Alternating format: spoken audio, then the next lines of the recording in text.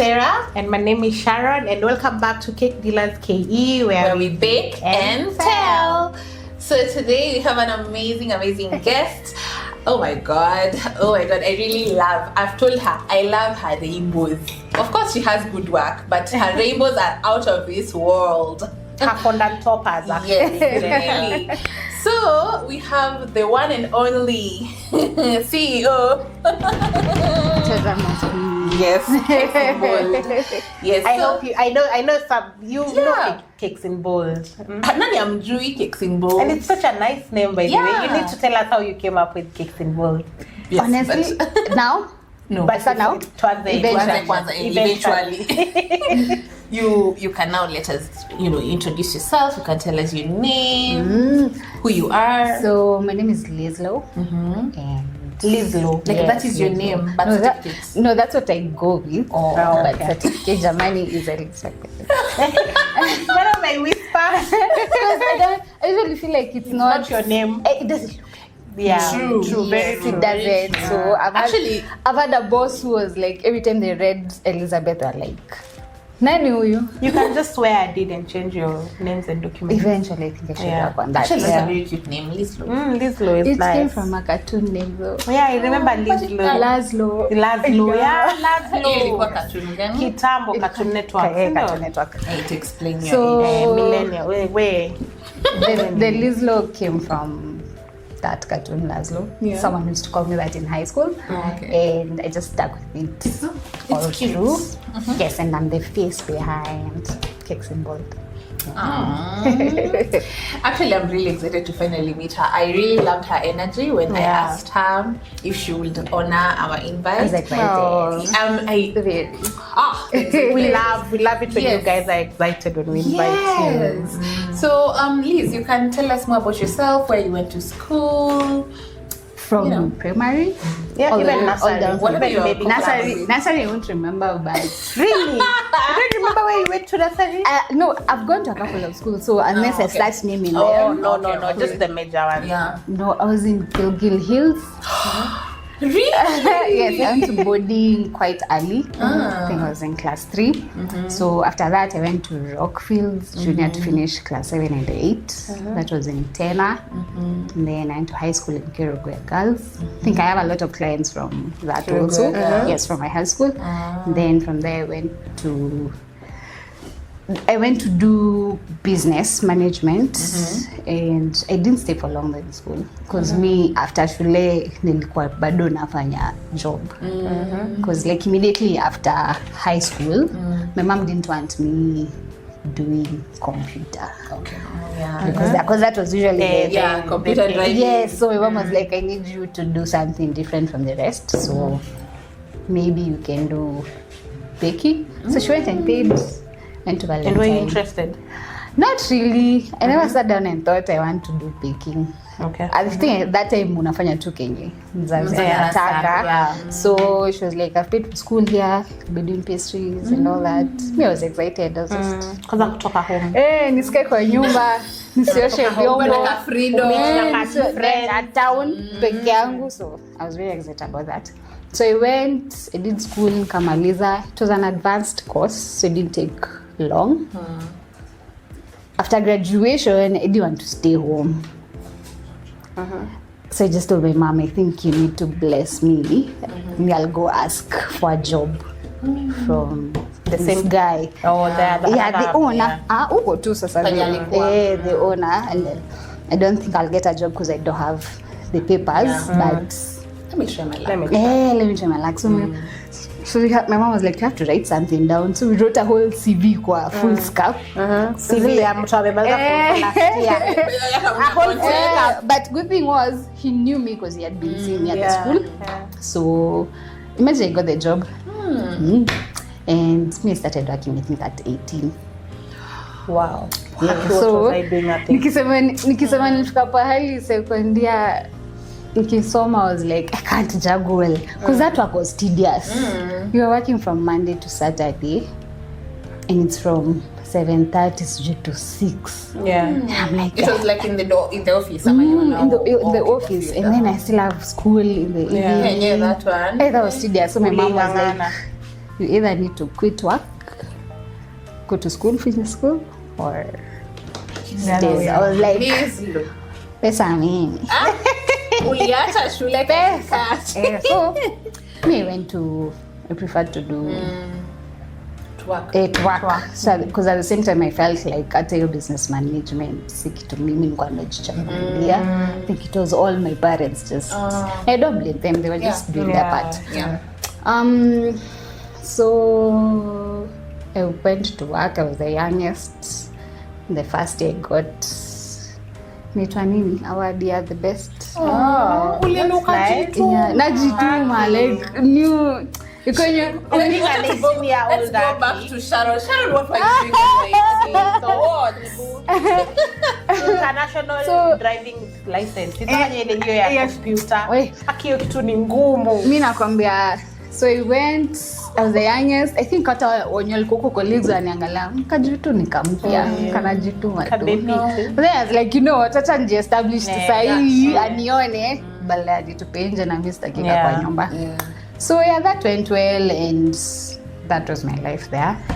Then eventually I think your mind wants something new after you've been in one place for such a long time. And I felt like I'd covered so many sections. Like there's nothing new to learn. Yes, like sasa nimefika pahali I'm not learning anything new. I'm just here now. And that was not good for me because it was getting depressing. I was not myself anymore. So I think for me, probably I'll say I'm one of the few people who discovered themselves during COVID. Really? Like, cause we are I felt like the minute they said we are closing down, two offices zilifungwa, and sisi kwetu we were not paid even for those months that you were at home. Though some cash were being sent, but that's literally just food. So how are you supposed to get rent? Yeah, so I think that's when I had to believe in myself. I was like, you have this job you do in the house. You don't really take it seriously because you have this other job that I was doing. Spati job yangu all the attention. I was like, this is the time, now that we're not going to work, to grow your... this is the time to see whether this side hustle can push me into a different... So the minute I found out I can pay rent na biashara yako. Nimeuza, actually that's the year Swiss rolls zangu zili grow. I wanted to order. Yeah, because that time to come with them. Your time doing Swiss rolls. She has one Lotus. Yeah. That's the time I came up with I wanted to order but it so I feel like that's when I had to come up with things that let me ask you, the Swiss rolls are the original. You know, nowadays Swiss rolls are not like Kitambo. Actually, like Zile Zappos Bakery. You know how they used to taste? I don't know if you guys remember. Indulge in them. Actually, there's the old tastier Swiss rolls that nowadays na feel zangu mkikula mtafurahia. Tutapenda. Mimi ni assured. So that's the year. Do you just need to make an order, ama you have when days you make? I have Tuesday and Thursday for delivery. Because that I usually feel like a mass production is better than because it's not such a big package. So going next Tuesday. Kesho. Yeah, Thursday. That's done. Thursday where? Oh, Tuesday. Oh yeah, Tuesday. So it's like I want to eat them. Yeah. Okay. We're eating them tomorrow. So I came up with the Swiss rolls that year because I needed to find something else that people can small package that can be purchased with that time because watu walikuwa wanashikilia pesa sana, which is completely understandable. So that sold, and after doing my first payment for my own bills with that cash, I was like, oh man, I actually think I can do this thing. So that was around, we went back to work, I think around June. This is 2020, yeah. We went back to work, but we were doing shifts. Wiki mbili kwa mwezi, and then unaenda home. So at a payroll sasa inakuja. It's just for 2 weeks. I was like, you know, that's good enough. I can work. The other 2 weeks I can do my own business. We pushed that way, and then I think by December of 2020, I was fully convinced I'm not coming back in 2021. Like hiyo akili yangu ilikuwa ishasema. Ukienda tu bidi kidogo tu. Mimi nilikuwa mimi ni mseneza jilipia hata drinks. Because unajua you can pay rent and when you're living, when you're depending on a check, I think akili yako iko kwangu. But it's true because they're comfortable. Na feel tu nilikuwa nafikiria juu ya check ikishakuja hata before ikuje nishaiganisha kwa akili. So after that there's nothing further that I can do. So I think after doing all those things for myself, I just felt like, you know what, ikitu nikiweka more pressure na nijamini kidogo it can be. And then I think I prayed about it because me usually say, not I think, I for sure prayed about it because I was like, if there's a move I want to make, it's this one for believing in myself just a bit. And I don't want to do it without God. And January 2021 was my last month employed, and I think I just knew I was making the perfect move because I was at peace. Ile before nilikuwa najiuliza ukikosa order, unajua tu kulangi keki kila siku, ukikosa kila siku ile ukikosa order utalipaji.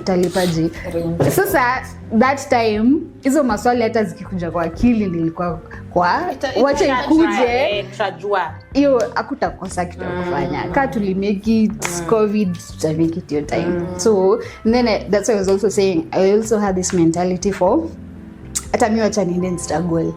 As in nimekula life kwa ofisi sana, I now want to struggle a bit and understand what people say when they say nilalanja. Like it's not like cause you nimse ukiona nimse anasema hivyo nimse bedha amepitia kitu. So mimi akili yangu nilikuwa na feel I've never pushed for myself to that point. So I really want to get to a place where it's me by myself, like there's no other option. There's no check I'm waiting for. So yeah, January was so peaceful at work. I think I bought a whole attire for the whole of January just to look clean, fresh. Ile ninge ofisi na katu vizuri, na gym 5:30 ninge ofisi na katu poa. Korifisha to ofisi like I'm not even.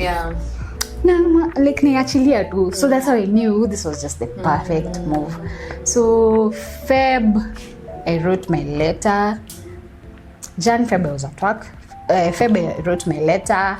March I was out. So I think the last day nilitwa na HR, and they have to do that official meeting before you leave. They're like, because the end of the month was June 28th or something. I was supposed to leave in March 5th. Can I be Liz, if you feel like there's nothing else here, you want to be paid for those 1, 2, 3, 4 days. I'll assure you won't be paid. If you feel like you're done, just go. Don't come back. Like after today, don't. It's like, you know what? Yeah, bye. Didn't tell anyone goodbye.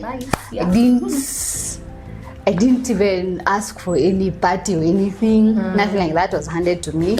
Mimi usiku nilitoka. I think nilitoka tu akifikiria na kuja kesho. Alikuwa amekwambia tukitoka enda na usirudi. No, alimuadvise. As in advice because you're not going to be paid at the end of the month already. Feb. Since barua yako inasema unaenda officially 5th March. Is a 1 to 5 days to be paid. So there's really no need for you to be here. Okay. If you're okay with it, I would advise you just. And I was like, that's the best advice you've given me. And 2 says, utaambia tuko tumonana ya kutosha. Acha niende. Me feel like I have a lot to offer outside. So ever since that, nimekuwa tu mimi na God. Na like cakes and balls, yeah. So everything after that has just been nice. Oh, okay. So like I'm curious. So when you started working, were you doing cakes as a side hustle? Hey. Oh, okay. So cakes jamani nilikuwa nafanya was already there. It was there, but you see now I couldn't really market myself or anything because you had already signed. Nime sign contract inasema You're not supposed to cheze hiyo mchezo madam. So tulikama paje na cakes in bold. I'll start with again my mom. I'd cry a lot to my mom. Nikifanya kwa ofisi because I was so stressed. Ofisi ilikuwa na pressure. I was not. I'll even put it at I was not the prettiest when I was there because I feel like bad energy makes you look bad. You talk to people badly. Sorry. It really affects. I had a lot anger and emotion. I had a lot steaming up at that time. So I would talk to my mom about it and she was like, "Nasi uko na hii knowledge yote. Si nimekupeleka shule ufanye hii na hii. I know you don't bake but I think you should. You have so much knowledge about all this. Just apply it somewhere." And I would tell my mom sawa.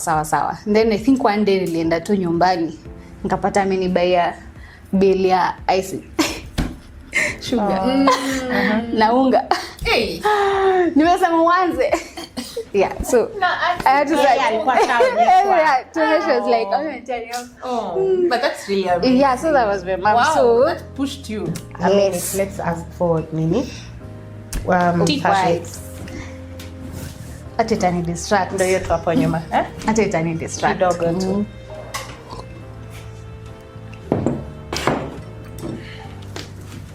So I just came home and I pattered amenekea vitu hapa akaniambia, Shiro, you have to start somewhere. You can't be complaining about the same thing all the time. So yeah, I don't think I can say the first clients were happy. But at least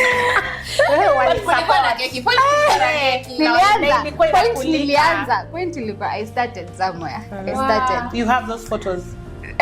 Hata iko mwenye umenianza sasa many years I've done. Yeah. Anaitwa Karo. Karo nimebekea mtoto wake firstborn from akitaka kunchokoza anatumianga keki ya kwanza. Unaona hii kitu ulikuwa unatengenezea? Yeah, so she'll send me that to remind me where I'm from. But honestly nilipata orders kadhaa but sasa inaenda tu kigrow but wote walikuwa na sitaki pia kushout sana about the business because pia umeandika contract because penye nilikuwa pia I had seen guys being sacked because of that. Watu wengi walikuwa wanaanza hiyo side hustle kishikwa na haikuwa ceremony ukifukuzwa ilikuwa inakaa vibaya ulifukuzwa kaa doge iko hapo. So me didn't want that. So me told God when I was starting, it was like, if you want me to do this business, please don't allow this man to find out. To ever find out. Yes. So you didn't even have a page or anything? I did. Oh, you did? But they don't know who is they don't know it's me. But what I did also was, I feel like wenye walikuwa na shiko ile mistake walikuwa nafanya ni literally the designs we are doing at the office. Wanafanya huko nje. Zile ni trademark za ofisi. Unaenda nyumbani na copy paste the same thing. The way logarithms are set, zitapatana pahali na utashikwa na hiyo page. So I think walikuwa nafanya hivyo. Ama ukienda fungue shop, unaweka the same color na ofisi yenye unafanya. I don't know. So mimi niko nasema mimi zangu mimi hata sasa akiangalia page yangu hizi sema mimi nimetoka nimebraj kutoka kwake. I never want that. So me I did do the cakes but I never made anything according to that. Hata client anitumie nilikuwa tu namshow me I'm not doing that. I would like to do this and this. Sasa yachague. So you were doing it as a side hustle. Your mom bought for you things. The mom tulikuwa tunaangalia kwa side hustle like when you started ulianza as a side hustle ukiwa bado employed. Yes because this part where I'm telling you that I couldn't shout about it so much. So yes, the page was there but hiyo time nilikuwa naitwa L Treats I think. But now I also did like the name. So but ilikuwa ya kwanza pia si tunaanza. Then eventually I was like I need to look for something that stands out. Something that nikiambia client hata sahau. treats ni mingi nikiandika hapa. So I was like, I don't want something that client atashinda akisahau. Hata unaweza kwa 2 or 3 people. Ama akitafuta treats anapata tuko wengi sitaki. So I was like, cakes involved, just cakes that highlights hivyo tu. Which bold kutoka tu hapo. It make no sense kwangu. Na mi nika change to jina and then that was it. So I had a couple of, I hope I'm not, but I won't say their names. I had a couple of managers or guys who were above me, who were so close to me in that office, who already knew that I have that business. And I felt like it was important for me for them to know, so that hata nikichelewa or anything, asione na mpima nikimwambia nimechelewa juu ya hii, asione na doza ama ni kitu disrespectful. Nikishamwambia nilikuwa nafanya hii na hii, nitengelete kidogo ama hii na hii may happen, naweza chelewa. They were very understanding, and up to now I think that they're guys, they're people who I still talk to up to now. So I think it was important for me to have someone in your circle. Yes, uko anajua. So wasione no, they couldn't, and I don't know, it was just meant to be that way. And me, thankfully, sikupatikana na hizo stories za Liza kona hizi or anything. So yeah, mimi nikitoka, okay, sijui saika anajua, obviously anajua, but I just made sure that with my time there, I'd love to honor him and do my job fully. Yeah, sure. Hata siseme you was slacking on the job. Nikitoka isikue story nyingine. So from there it was just, honestly, I never went back there again. I have a love-hate relationship with that building. Don't we all have? Hakuna place. But then you were employed once, I believe lazima tu kwe na koka. Lazima tu. Iko. I was like, hata nkiamba saying in the building, I'm like, nah. Hata may still have anxiety. Staki. Nimendoko kila saa staki. That's really interesting. So like you after now you started working on your cakes, the ones that were imperfect, now going to the perfect ones. Me by the poleni. I just say sorry for this guys, because I'm not the same person. Please give me another chance.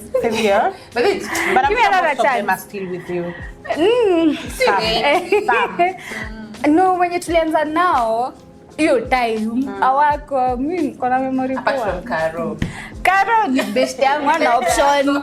Unajua kioda kwingine it's all. So but she's been there for sure. And she's, other than just ordering from me, she's very good at shouting and marketing.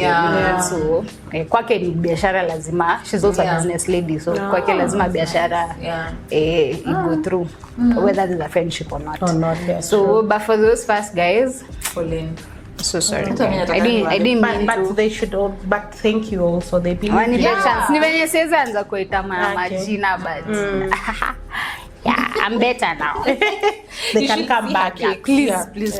But then again, Pia, it's not that at a side to go perfect. Ile to say I don't think there's anything like perfection. It's just going through life, fixing. Kitokea una fixi. Mimi hata nimepata client amenijamia juu keki ni kubwa. What do you mean you're mad? It's too big. It's too big. So, like, but you ordered the cake. I'm so sorry. So wait, sorry. She ordered, he ordered a big, like, so Ali ordered how many kgs? Unajua ukianza biashara niko sure siko peke yangu. Upeanangi ile kg exact. Unapeana kwa sababu ujaanza kufinya. So you never used to measure before you? I did, but kwangu mimi si mind kikupeke kikubwa.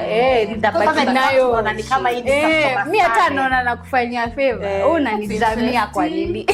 Never thought I wrote it. Si unirudishe. So now I don't know, you just get to learn people as you go, and you also get to learn yourself and how you're going to respond to such ka small patch. Alikuwa anataka ka small patch. Alafu anashindwa kile kingine napeleka wapi? Hata hiyo half. Okay, but this sikuelewa. Mi hiyo ndio complaint mpaka sasa ina baki tu nikijiuliza what was that about?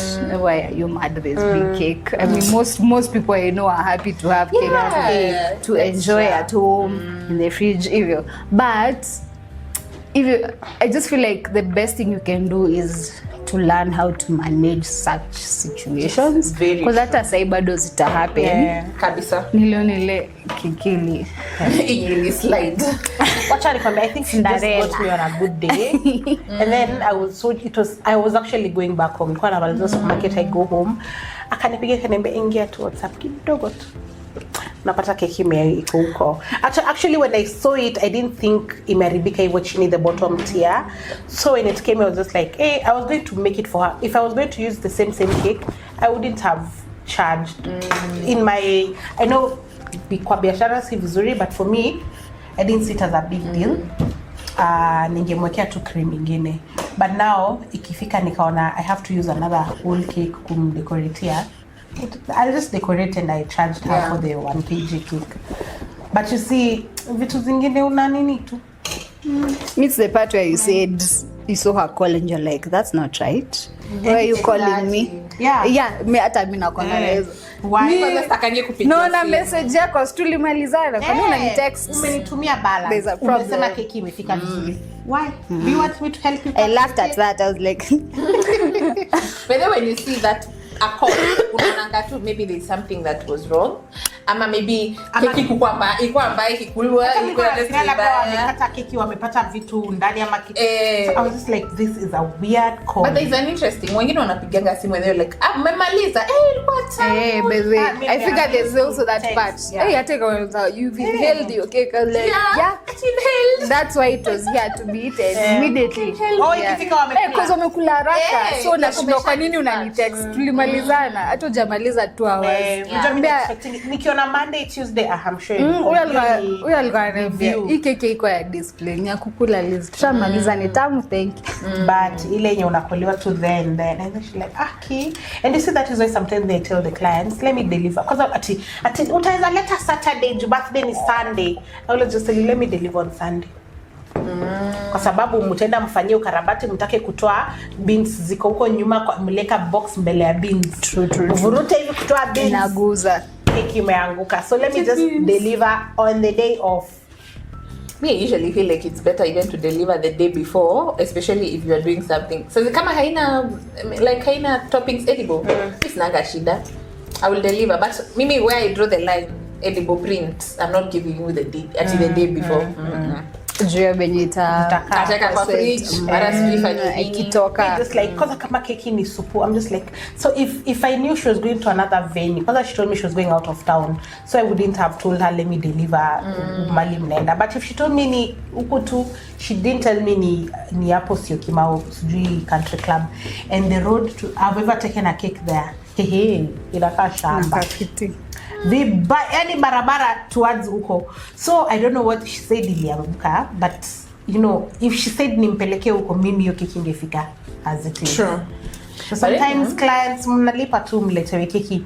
Hata kama venue is further, it saves you a lot of, because now she had to pay Uber to and from, you know, and the cake that has collapsed. So anyway, so I wanted to understand the process of you having those cakes that were not pleasing at all to where you are, because your cakes are to die for. So like, what did you do to improve on all those things? Is it practice makes perfect? There's that for sure, and I feel like there's also interest. Because I felt. How did the interest? How did you? I want more money. I want more money. That was it. I just wanted more money. And so in my head I was like, I have to keep pushing for something different. And do I feel nice about what I've just delivered? No. If I was the one who was eating it, would I be happy? So me so maswali. But another question I'd also like to ask is, from where you learned and being there for all those years, and what you do now are completely different concepts of cakes. Like how did you grow your own style of cake? There was this thing at our office where I think it's more of a mentality that was in that environment where kama hamtaki kufanya cake ya certain design, itakuwa that's not possible, like kutambia clients is possible.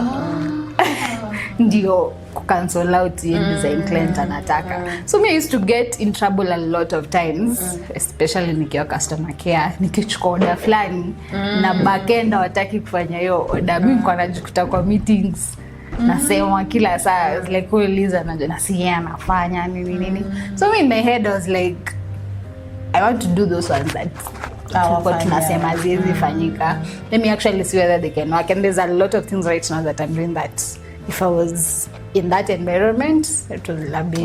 Of course. A taboo. Of course. Kwa nini unafanya buttercream ya black? You're limiting the that from somebody else who studied there. Kwa nini unafanya buttercream ya black? Uoni clients watakuwa na mdomo ya black. But I'm like, see, anataka hivyo, sifanye tu. Yes, so now me would get in trouble for that, and so in my head I was like, nikienda huku I want to do that. We had a conversation earlier about commercial bakers and home bakers being commercial, who are more creative, and we just agreed they're home bakers who are more creative, because commercial wako very strict and rigid on designs and what they can do, what they cannot do. But iko hiyo, but na feel pia cause pia sisi tuna grow na tunataka pia sisi kukuwa na a place where production is as big as that. I wouldn't want to limit myself to serve the clients. Mi usema hii job ni yangu. I'm the one who's supposed to be enjoying doing it. I want a client to pick a design, I tell them what I can do and what I can't. Na hiyo yenye nimechagua kufanya, nataka pia kuenjoy nikifanya. Nataka nikipatia client hiyo keki, hata mimi nasikia poa akiwa nayo. Sifanyi juu ameniforce ama ni juu ndio nimechukua. Other than the cash, I genuinely want to enjoy the process. To see the clients kwambia, oh, the cake was amazing, people were happy. There's something about that makes your heart feel like, okay, I want to do more. Like this is it. So for me, I think it's that. I just wanted to stand out from where I was coming from. And I can't say my years at the office were a loss. Because kila kitu sahi nafanya customer care, zote zimetoka huko. How to handle clients, how to talk to people, how to talk to myself. Can you give us an instance of probably something you had with a client that whatever you were trained on communication or customer service that really came in play? There's a rule I made when I started my business that I said I won't allow a client to make me hate myself or hate my job. Because nikiwa ofisi, there was that thing for clients are always right. And mi sionangi saa zingine. Because pia mi ni client kwa mtu mwingine. You're not right. I feel like most of us, kwanza tukiwa customer care, ukiwa call center, I think kunafaa kuuliza watu wako call center.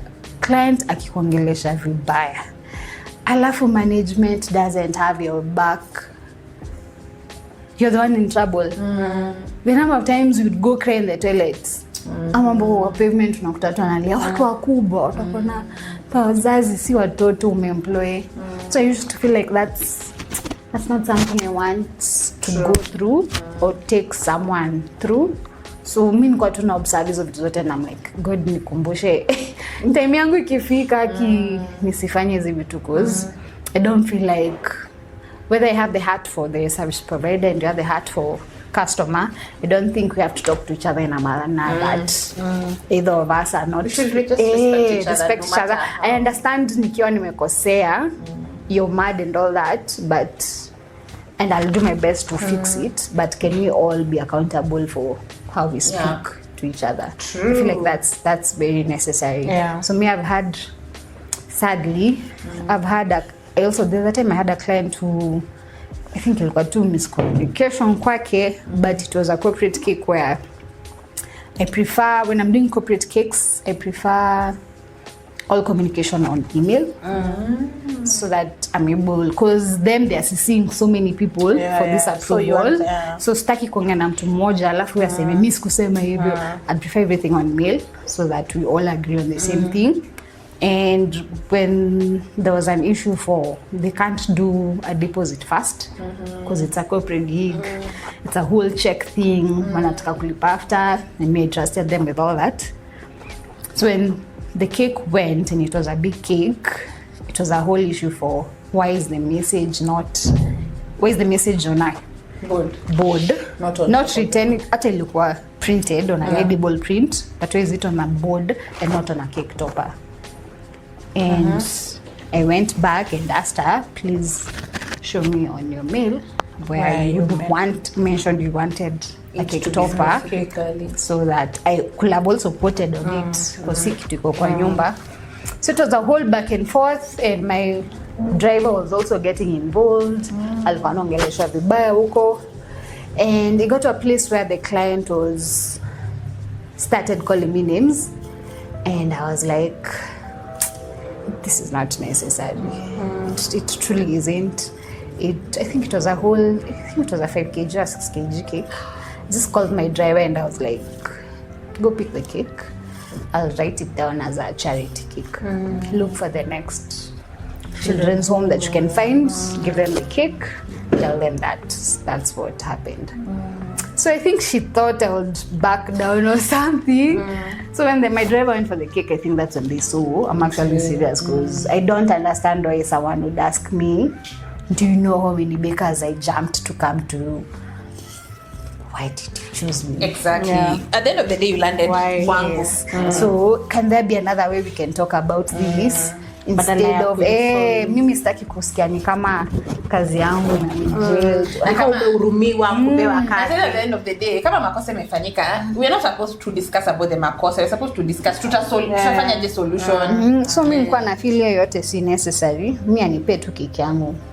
Si mind nitalipia, na ilikuwa place mbali, hata hiyo trip I think it was going to be like 2600 going and back. So me was ready to pay. I was like, I can't. Nimechagua hii kazi alafu unanipa stress. Acha ishi hapo. Wacha nichague struggle moja. Wacha tu ni sawa, ni mimi nimekosea, wacha ishi hapo, but keki nipe. So it was, I think, serious. They were like, it's okay, wacha ibaki. Check yako itabanki on this day nini. They were even sending photos of the check just to confirm that the check is there. So ever since that day, but the following day we spoke again with the client and they were sorry about it.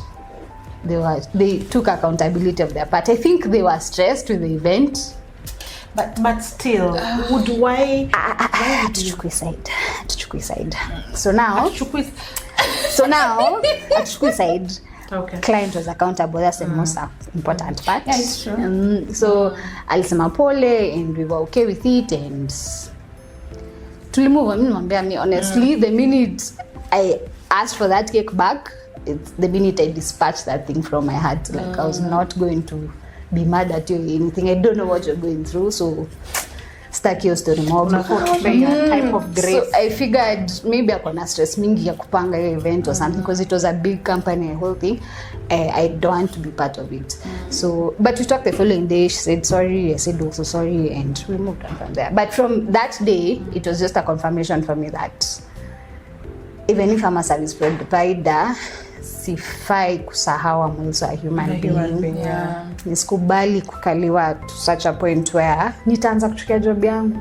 Imagine ukiongeleshwa vibaya hivyo na watu watano kwa siku ama kwa wiki. Kai nitakuwa na hizo order na cringe. Ama na mtu ananipigia niko utaki kuamka. Sitaki kuchukua simu, anything. I don't want that. So me, I said I'll stand up for myself where I'm wrong. I like being accountable very fast. And at a client akuja niambia this is not what I expected, I'll insist what was your expectation and how can I assist you so that we can get to a better place. Hata zikifika zikika mbaya kaiko ingine I think nilitumana I think last year, but ilikuwa kwa freezer for a while and it was a fondant cake. So it was kulikuwa na shida ya stima hiyo siku, so freezer for me was the best option. But now the lights came in between, katumelala na keki na the following day asubuhi. So the fondant was sliding cause kiki ina thaw inakuwa fondant was was sliding. Kifika akanitumia tu picha akanionyesha there's now a gap. Venye sifanya paneling. There's a gap between nikamwambia maze that's my fault. This and this happened and I didn't anticipate that. So it can come back or I can send you a complimentary cake on Monday. Can be it's okay. At least you've explained. I'm also having a bad day. Other service providers are doing this and this. At least women explain here. I was like, yeah, I think we should all learn from that. Just explain, take accountability where necessary. Because I feel the umeanza kujidefend. Client hapo ndo yuanza kujam. Kianza kumwambia mimi nilikupatia kika hivi sijui kenye umefanya. But it's also important for you as a baker ukae ukikumbuka I'm also a client to someone and how would I want to be treated. Mtu akikutumia nguo and it's not something you wanted and you want to exchange or akutolee pesa kidogo, you'd also want to extend the same to your clients. So I go back to the example of the cake that I salvaged it over the weekend. I put myself in her shoe. Nalikuwa ananiambia her daughter is crying. I could even hear her in the background. And I just sat and thought, if it were me and someone akubali kunilipia cake, hata kama nitalipa, yes, but amekubali with no push and pull. I was just like, after in the comments I was telling people, I would want also to be treated the same way. Actually, kiki za watoto, I feel like they're very, very sensitive because hata mimi kwenye nimetumana juzi but client Uber driver, jamani, Uber driver is another topic. Let's talk about that another day. Driver but ni Bolt si Uber, that was on me also. Let me take accountability. Nana we're talking about Uber yangu ilikuwa na another trip nikaita Bolt but I figured nitamsoma ikiwa kutoka nisalimie nisikie mpaka kumbe tunakwanga wengi. Hey alinionyesha the first red flag but Liz was like the client is waiting so chani sijaona hiyo flag. Alikuja tukafika chini akaanza imeleta how much. I was like, and it's true if someone says akiniambia hivyo already nishajua hiyo yendi poa. So we was like, you know what, it's okay. Nikamwambia ni how much, akaniambia tunaweza enda off trip, kaambia tuwezi, mimi sikujui. Na ukienda na keki yangu ama uende ufanye mavitu huko na si wote tuko biashara. Akaniambia sawa basi iwezi. Mimi hata siagenge. Took my cake. Like nikishatembea kidogo akaniita come back. Cause like nimewin. Guys, I was to cry after. Alichukua keki, akaanza trip. Penye nakaa anaenda Westlands. Haendi Westlands. No, anaenda Thika huko. I was like, God, what did I do? Why did I give him the cake? So the guy took a trip with another app. With the cake in the car? With the cake in the car. Akaenda akachukua client mwingine. Mimi nampigia achukui simu. And I ignore. I think I've had such an experience. Do you know I was crying outside of my building? Because I was like, nimedu, I didn't tell you, said to myself. And I was like, you know what I'll do? I'll call the client. Because she's called Sandra, but though she's my friend, thank God. I'll call and Sandy, so now, nase nika driver ameenda kukata. Joel kono ameenda kata keki huko kwake, poleni. So this guy is supposed to be coming to Westlands. He's now at the opposite side. What do we do? There's nothing we can do. Let's just wait and see how this is going to go because he's on a trip. Bolt nayo hata ukireport nini aje hakuna kitu anadusika Uber, so there's nothing they're doing. So he ends up picking my call. So Sandra is not even mad or anything. So I was like, okay, so there's nothing wrong there. He picks up my call. He was like, happy na niende huko, and I'm like, nanipima. Na sayo lazima amemwambia ameweka Westlands, nimemwambia Westlands. Na sayo lazima kuwe very gentle and asiende na keki. Nikimwongelesha vibaya pia anaweza kaenda sasa nayo kabisa. So like mazo unanipima nani ajue Slans kule iko. Hata siku nimekwambia jina ya location ungekuwa tu unaenda sende Westlands and then I tell you exactly you're supposed to go.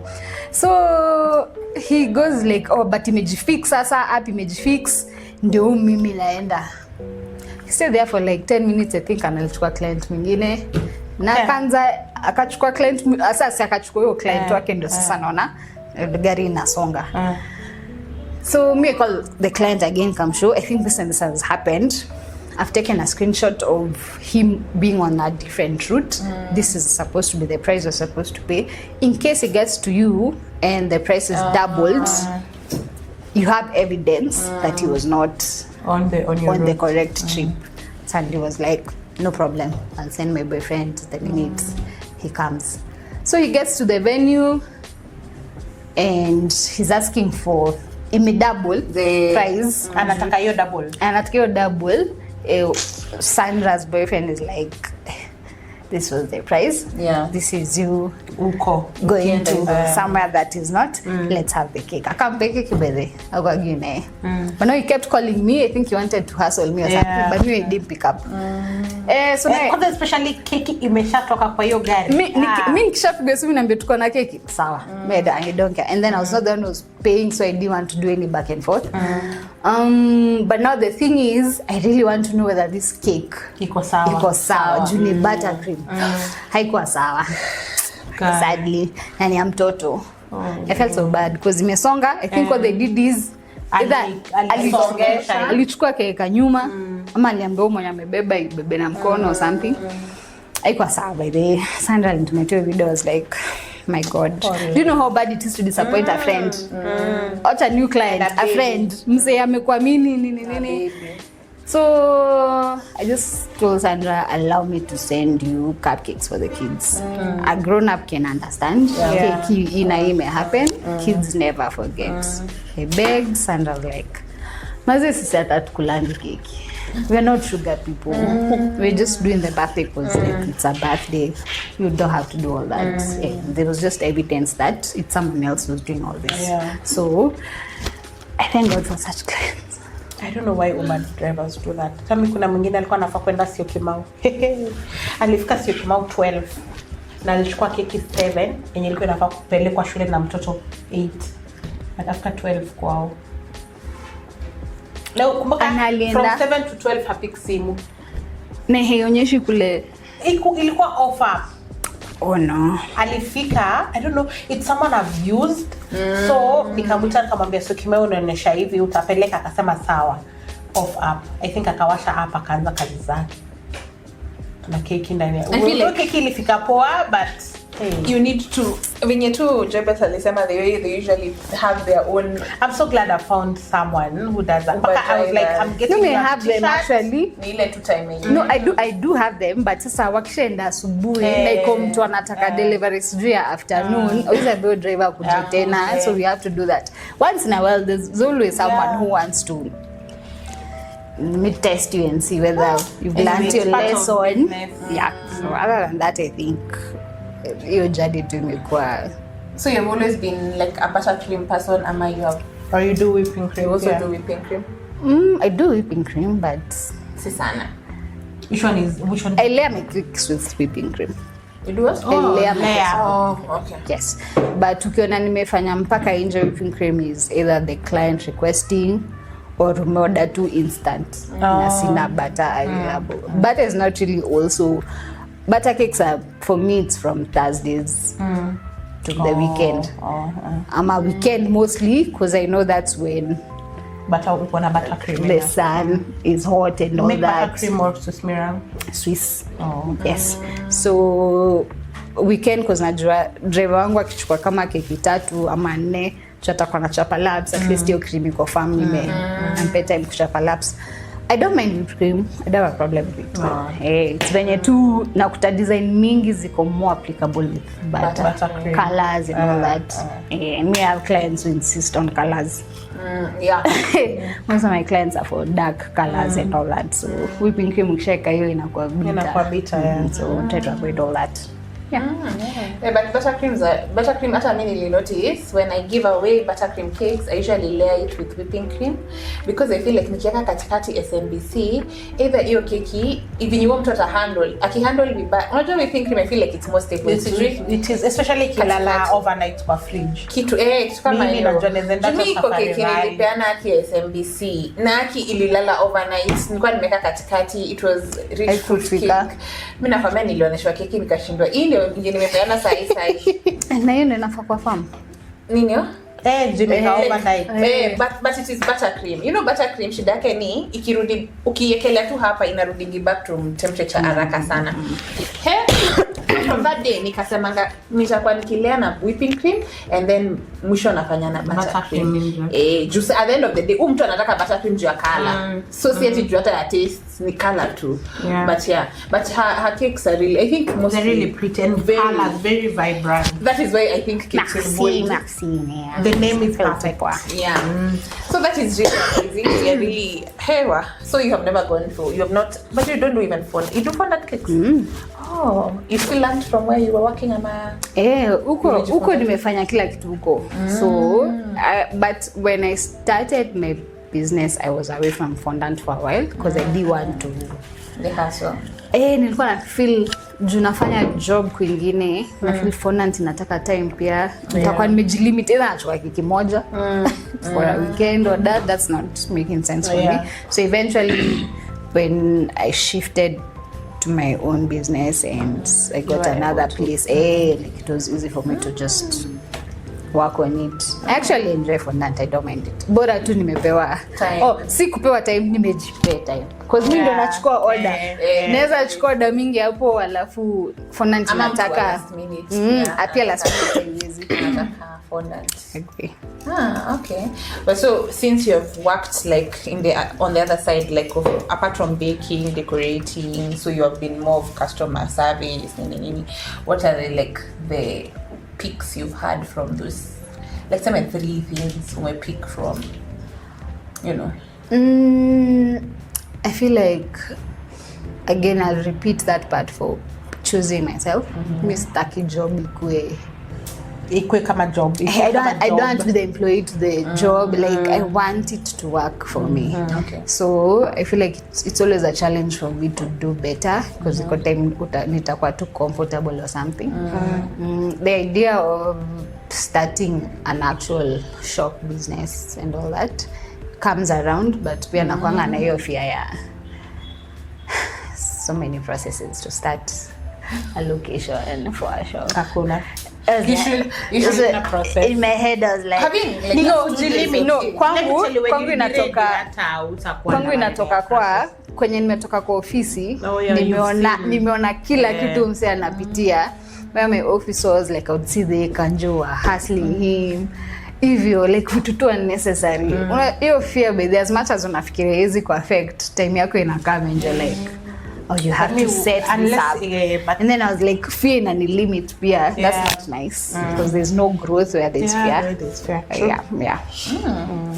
Okay. So that's the main part for me, to just never lose and forget myself and the things that I've learned throughout the whole process. And I also enjoy making friends with my clients. Maze mimi niko na client anakumbukanga birthday yangu anaitwa Kari. I don't even remind her. She just texts me. She's like, "Happy birthday, favorite baker." And I was like, "Who told you?" Like I remember from day one. So the beauty about this, I like that you really make good friends with your clients. People you never expected I'm like, to make friends. if me and someone can just look at the flow.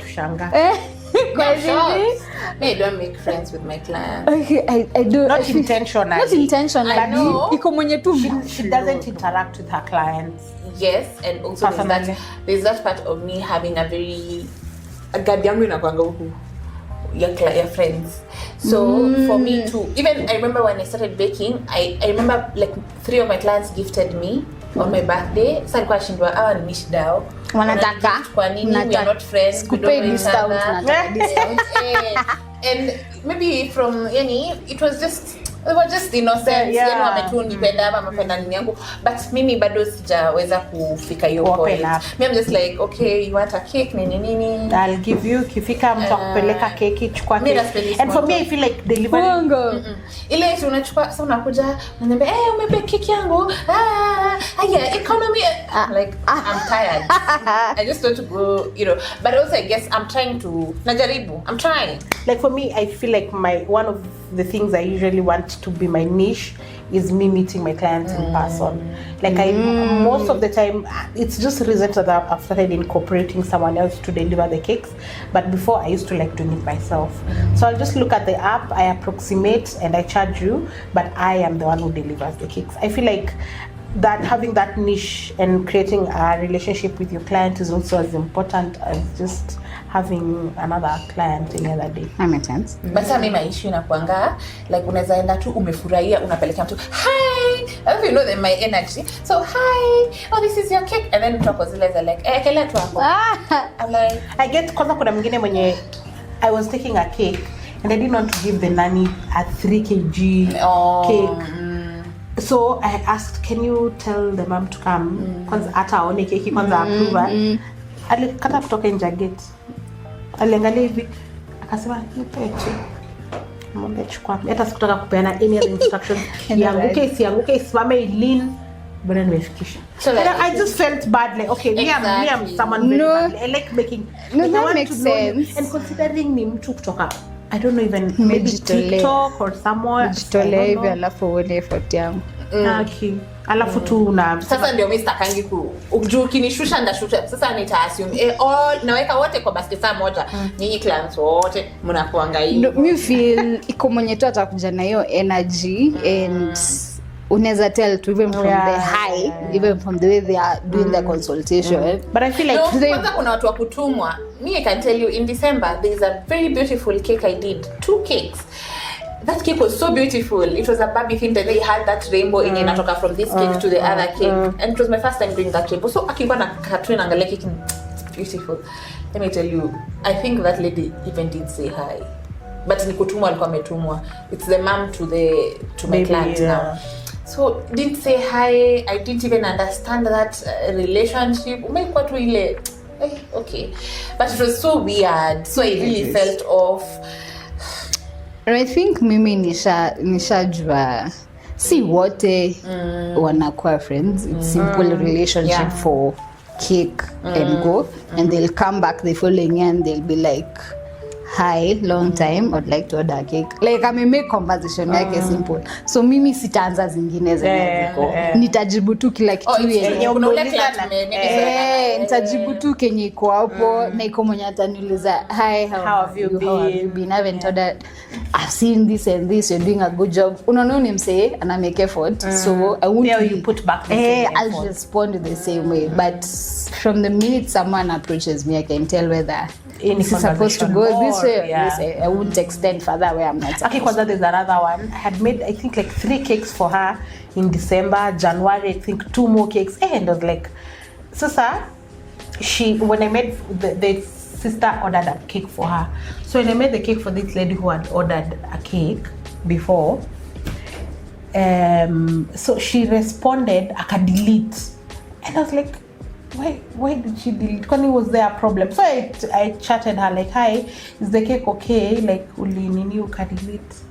Akaniambia, aku reply. Baka the next time alikuja kuorder cake a month later, a few weeks later. She was like, I'd like to order cake. I was like, okay, maybe cake kwa mbaya, but I don't know why. But I feel like something else. I texted her like, hi, did you like, was the cake evil to kujua follow up?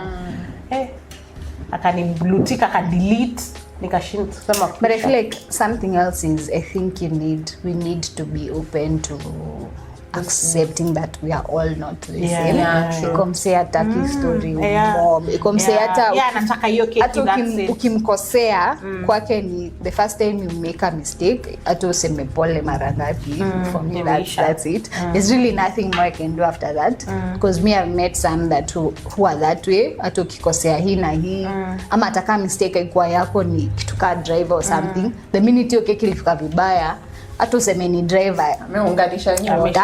Yeah, yako all this is changed to you and there's really nothing you can do about it. We can't control people, so I think we need to allow we just wako client wako ni wako. Anyway, as we wind up, I would like to know what will you tell somebody who is being employed and ako anataka kuruka lakini anaogopa? I think it's more of you need to believe in yourself, because I think that's the most important part. Because I think you need to believe in what you want to do. You need to believe in the process, because I feel like easy jobs zetu sisi wote ni kwa tuko na the same story. The same people who were purchasing that time are not the same people who are purchasing now. True. And your family and friends might have helped you to start the business, but they can't support you forever. Honestly, they'll only purchase the first time or second time ile ya kuonyesha assisted.